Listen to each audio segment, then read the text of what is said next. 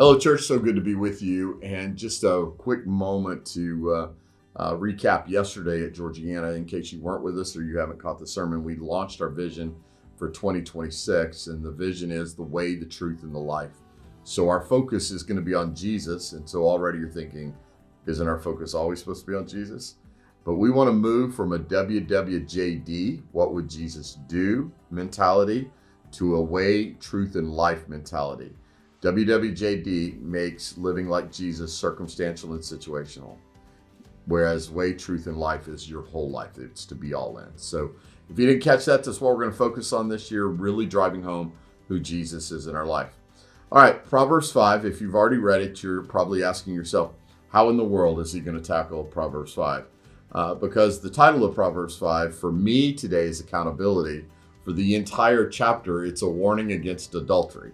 Right. So let me just say up front, adultery right now already has conjured images in your mind of either some remorseful sense of some sin in the past that you were, hopefully not still dealing with, that you've repented and recovered from, or it's you've already dismissed it. You didn't even read the chapter because it doesn't apply to you. Right.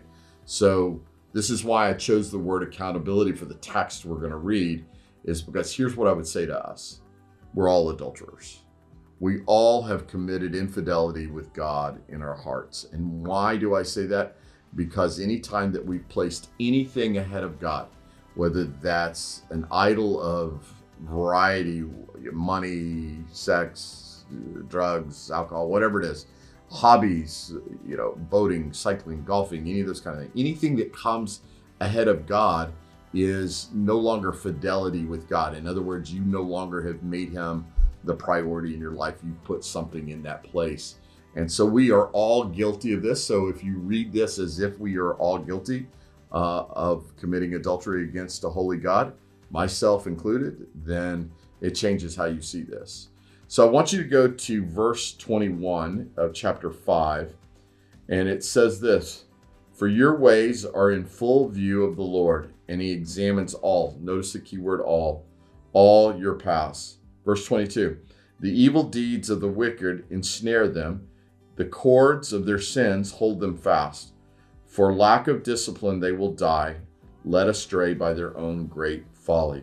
All right, so it starts off right away that it's like God is this master zookeeper who's watching over all of us. This is not a gotcha passage. This is not like God's waiting for us to trip up so he can do that. In fact, it's just a reminder of accountability that God is indeed watching over us, that there is nothing that is hidden from God at all.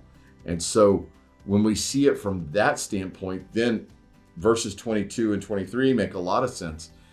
We're in the trap and the snare we're in because of the choices we've made, because of the path we went, because we chose a different way than following God. And so, yes, indeed, God sees everything. He sees everything in view. And so I want to reinforce that with a text from the book of Hebrews, right? So if you'll turn to Hebrews chapter 4, and we're going to pick it up in verse 12. So it says this: "For the word of God is alive and active, sharper than any double-edged sword. It penetrates even to dividing soul and spirit, joints and marrow. It judges the thoughts and attitudes of the heart. Nothing in all creation is hidden from God's sight." Let me repeat that. Nothing in all creation is hidden from God's sight. Everything is uncovered and laid bare before the eyes of to whom we must give an account. Right? So again, all Proverbs is doing for us is reinforcing an accountability that exists already between us and a holy God. So I think this is why the Bible reminds us on so many different occasions to guard our heart, to guard against those things that would lead us astray, right? Those temptations, right? And so the book of the Corinthians reminds us that there's no temptation known to man for which God has not already provided a way out. So I want us to have some sense that this is not God waiting to smite us when we sin. This is God who's watching over us, ready to guide and lead and to protect, in some cases, our very hearts. And so when we begin to see God in this way, then we begin to see accountability differently. And then we begin to see the fact that things that come before God really is nothing short of adulterous. And so as you read this text, I think it's going to be quick to see that the author has a specific target audience in mind, and it's all about warnings. But the passage reminds us that God is present, watching over us. Thus, we have accountability.